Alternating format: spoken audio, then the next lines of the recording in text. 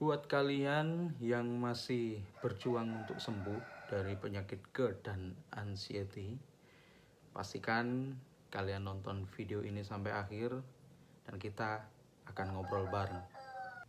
Hai, perkenalkan nama saya Awan. Selamat datang di channel Obrolan Ringan. Jadi pastikan sebelum kalian mendengar cerita saya, kalian menyiapkan cemilan dan minuman. Kita ngobrol santai-santai aja. Belum kita mulai pembahasan lebih jauh, saya mohon maaf yang sebesar-besarnya buat kalian karena akan terdengar suara ayam karena kebetulan rumah saya berdekatan dengan rumah tetangga saya yang kebetulan memelihara ayam. So, ya kita nikmati aja.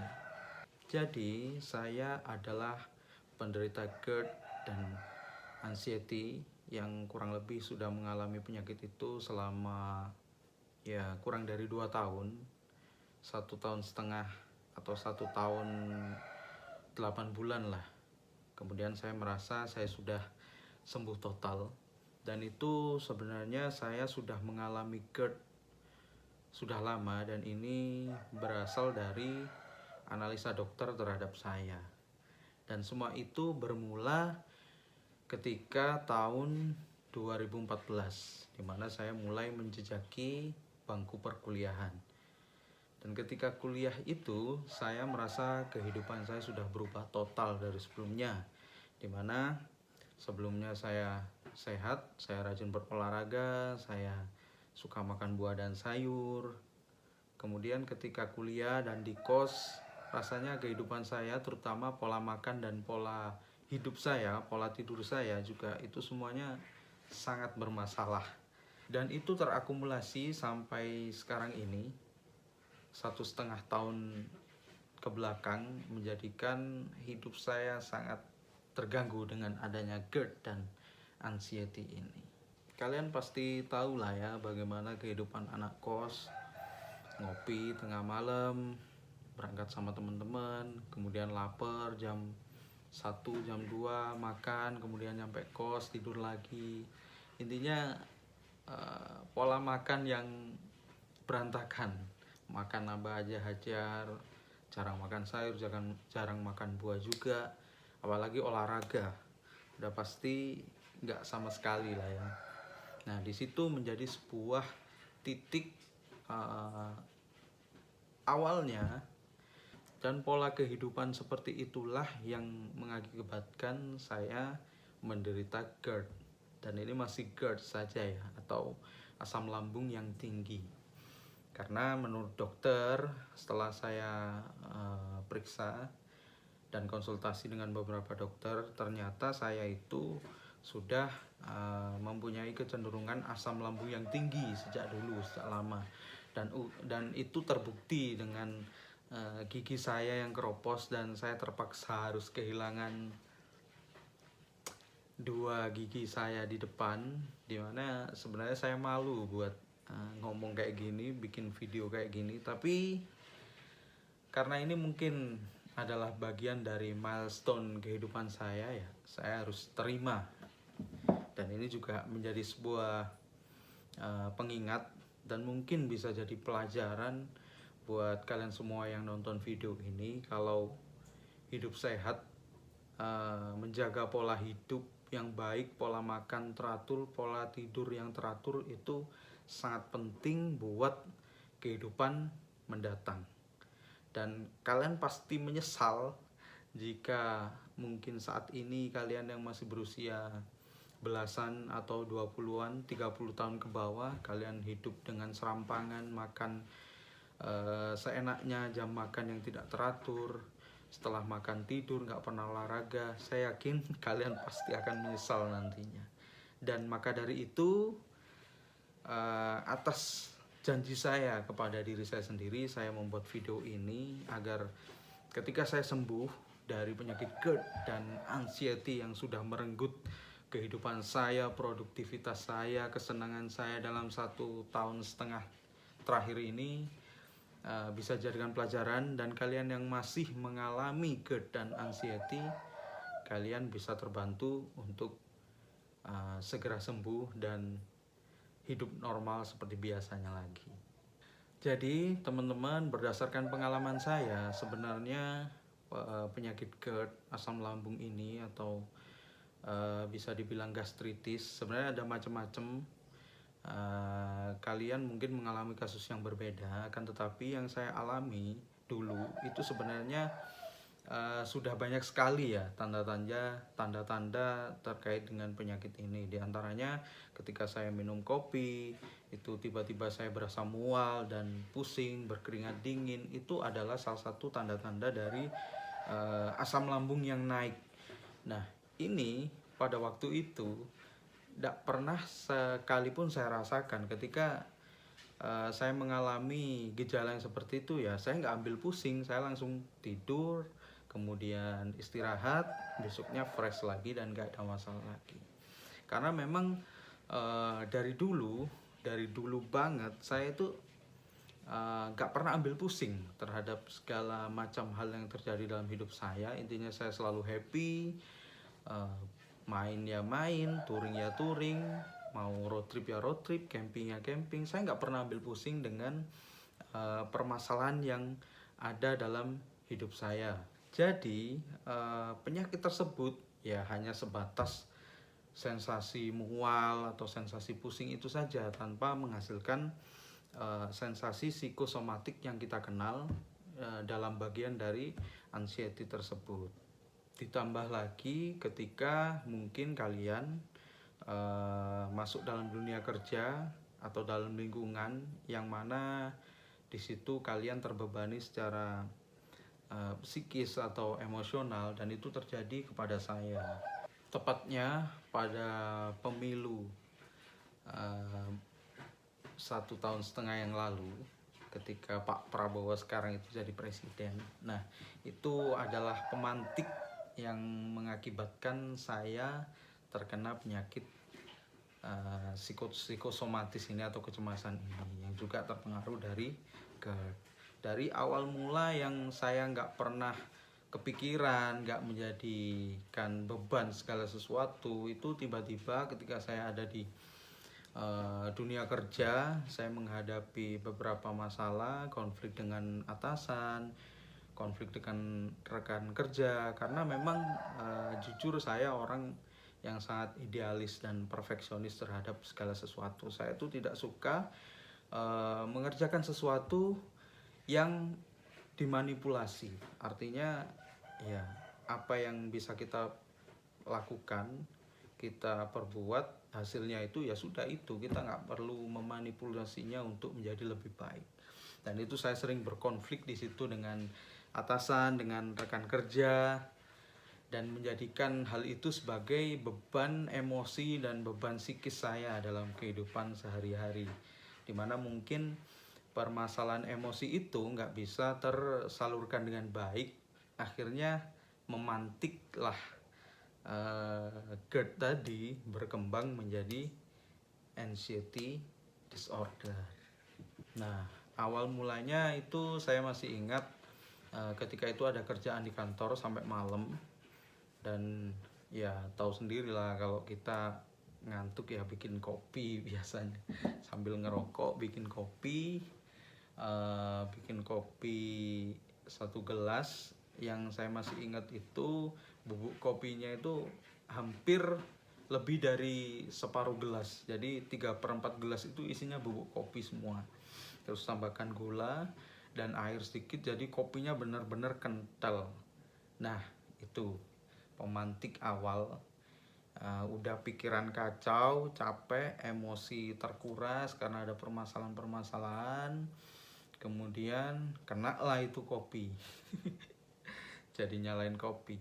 Kemudian minum, belum sampai habis, paling cuma sekitar 4 seruput kopi. Kemudian mulai terjadi gejala yang pernah saya rasakan dulu ketika masa-masa kuliah. Keringat dingin, terus kepala agak pusing. Kemudian nah ini ada tambahan sensasi yang membuat saya panik pada waktu itu. Jadi langsung istilahnya kena panic attack, dimana jantung saya itu berdebar berdebar kenceng, kemudian ada rasa panas. Nah, pikiran berdasarkan pengalaman, berdasarkan informasi ini kan langsung mengasosiasikan kepada wah, jangan-jangan saya kena penyakit jantung atau penyakit apa atau sesak atau apa. Nah, itu pikiran udah nggak bisa terkontrol. Saya tanpa pikir panjang langsung pulang. Kebetulan kantor nggak jauh dari rumah, sebuah privilege. Dan di rumah mau tidur nggak bisa, istri juga bingung. Akhirnya sampai bangunin orang tua, karena kebetulan pada waktu itu saya masih tinggal sama orang tua. Bangunin orang tua, kebetulan orang tua juga pernah punya riwayat asam lambung, GERD, jadi masih ada obat dan itu diberikan ke saya. Alhamdulillah mereda pada malam itu. Pada malam itu enak, ya masih ada sensasi keringat dingin, masih ada, tapi udah bisa tenang dan alhamdulillahnya malam itu saya bisa tidur.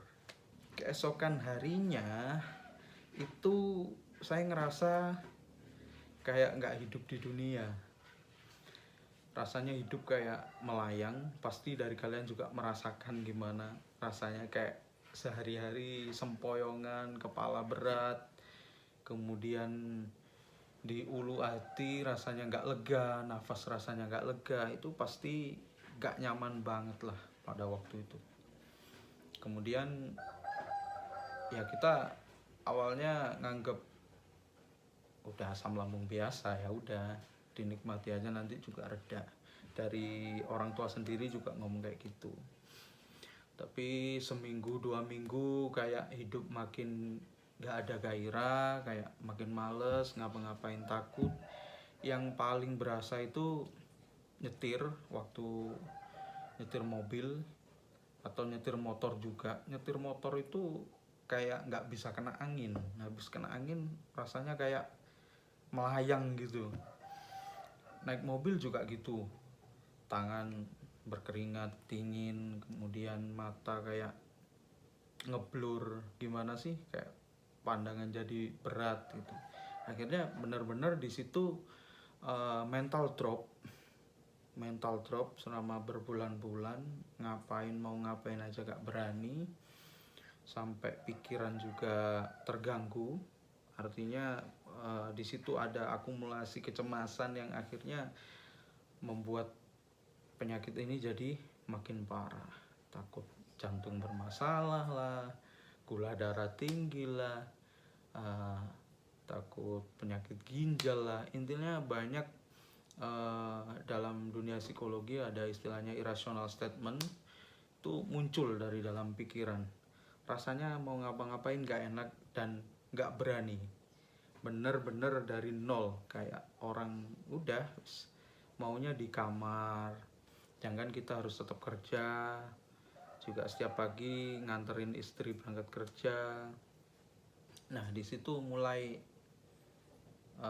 ada intensitas untuk berobat karena mau sembuh. Dan lucunya semua dokter itu ngetawain gitu aja. Karena dianggap ya udah kamu itu kena GERD, gastritis sama anxiety aja. Sampai ke dokter dicek segala macam aman. Yang terakhir sampai saya datang ke psikiater. Jadi dapat rujukan ke psikiater. Kayaknya 2 kali pertemuan di psikiater. Yang pertama itu dikasih resep 2 minggu untuk obat. Jadi di sesi konseling itu kita disuruh cerita. Saya disuruh cerita tentang permasalahan apa yang sebenarnya terjadi dan apa yang membuat saya kayak gini, akar permasalahannya apa. Jadi di situ saya juga dituntun untuk mencari tahu sebenarnya apa yang menjadi pemicu dari permasalahan ini. Dan di situ saya ngomong kalau saya takut sama ini, ketakutan dan kecemasan sama ini itu bisa lah, cuman untuk mengontrol pikiran untuk gak takut lagi itu susah. Nah akhirnya diresepkanlah obat buat istilahnya itu dia mengurangi respon otak terhadap gejala-gejala psikosomatis itu. Dan di 2 minggu pertama saya konsumsi obat, alhamdulillah udah aman dan berani buat nyetir agak jauh, itu udah berani. Kemudian setelah 2 minggu itu kontrol lagi, di konseling lagi, ya sama aja yang dibahas sama. Kemudian dapat obat untuk resep 1 bulan. Kemudian resep 1 bulan itu saya konsumsi mungkin hanya seminggu, karena saya berpikir saya nggak mungkin terus ketergantungan sama obat yang dikasih psikiater itu tadi. Disitulah malapetaka. Akhirnya makin parah. Setelah saya lepas obat itu, nggak tahu kenapa sensasi kecemasan saya itu makin parah. Hampir setiap hari saya merasa sesak nafas, kayak berat gitu. Nah disitulah karena itu ke psikiater itu udah pengobatan yang udah berkali-kali ya, intinya udah nyoba ke tukang pijit, tukang ahli alternatif, macam-macam. Nah untungnya ketika saya mengalami penyakit itu, saya tidak pernah kepikiran satupun kalau saya itu diguna-guna atau disantet. Karena pada kenyataannya ada loh yang mengalami hal seperti ini dan merasa dia itu diguna-guna. Nah di situ poin plusnya. Kemudian skip ke turning point aja ya. Pada waktu itu saya udah merasa melakukan banyak hal, berobat, kemudian ikut kelas-kelas online, ya macam-macam lah, relaksasi, kok tidak ada hasil sama sekali. Ya ada hasil sebentar, kemudian kumat lagi, dan itu membuat saya jatuh sekali pada waktu itu. Dan ada di titik terendah, saya sudah pasrah.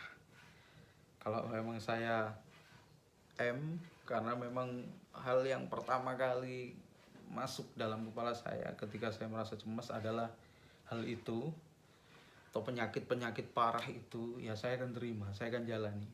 Nah disitulah jalan atau pintu saya menemukan kesembuhan dari penyakit ini.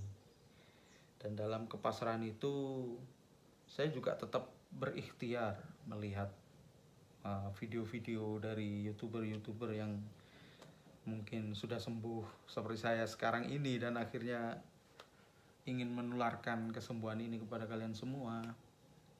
Ada Pak Abdul Rahman channel, itu membantu saya menenangkan diri saya. Nggak tahu kenapa ketika saya nonton videonya beliau itu rasanya kayak santai gitu, kayak relax gitu.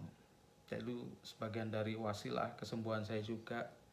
Ya semuanya dari Allah, tapi yang pertama adalah menyadari apa yang menjadi kesalahan fatal saya selama hidup di dunia ini. Yang pertama adalah ternyata saya harus ikhlas ketika saya mengalami penyakit ini. Kemudian saya juga harus memaafkan apabila ada orang yang menyakiti saya, atau siapapun yang secara tidak langsung tidak suka atau mengganggu saya walaupun saya tidak sadar. Intinya ikhlas memaafkan, menerima. Kemudian juga ada ikhtiar lain, saya melakukan pengobatan bekam, yang mana bekam itu adalah pengobatan yang sangat dianjurkan dalam dunia Islam, terutama Nabi Muhammad SAW itu sangat menganjurkan untuk berbekam. Saya juga melakukan itu. Di situ saya mulai menemukan ketenangan dalam menjalani kehidupan saya sehari-hari. Yang sebelumnya saya harus sembuh, harus nggak ada sensasi, jangan sampai ada sensasi. Itu akhirnya saya merasa lebih santai, lebih rileks, karena mungkin ya sudahlah, kalau mau sembuh ya sembuh, kalau enggak ya udah terserah, yang penting saya udah ikhtiar. Makan juga pada waktu itu sangat sulit sekali bagi saya, karena salah makan sedikit sesak, kemudian pusing dan lain sebagainya. Intinya serba salah, mau ngapa-ngapain serba salah. Jalan bentar udah keliengan, udah sempoyongan. Itu pasti kalian semua merasakan hal itu semua. Dan itu memang sangat berat bagi saya, mengganggu pekerjaan saya, mengganggu kehidupan saya sehari-hari dengan keluarga, dengan tetangga, dengan ya banyaklah, mengurangi produktivitas saya. Tapi penyakit ini memberikan sebuah pelajaran yang berarti bagi saya, bahwasanya kehidupan itu tidak bisa kita tuntut untuk sesempurna yang kita pikirkan. Kita juga harus tahu bahwasanya ada makhluk lain yang ada di sekitar kita, manusia-manusia lain yang mungkin punya pemikiran yang berbeda dengan kita. Ya kita terima aja. Ya, intinya kita harus belajar menerima masukan, menerima apa ide dari orang lain. Intinya tidak selalu memaksakan bahwa kehidupan itu harus sesuai dengan apa yang kita inginkan. Nah, disitulah akhirnya saya menemukan kesembuhan.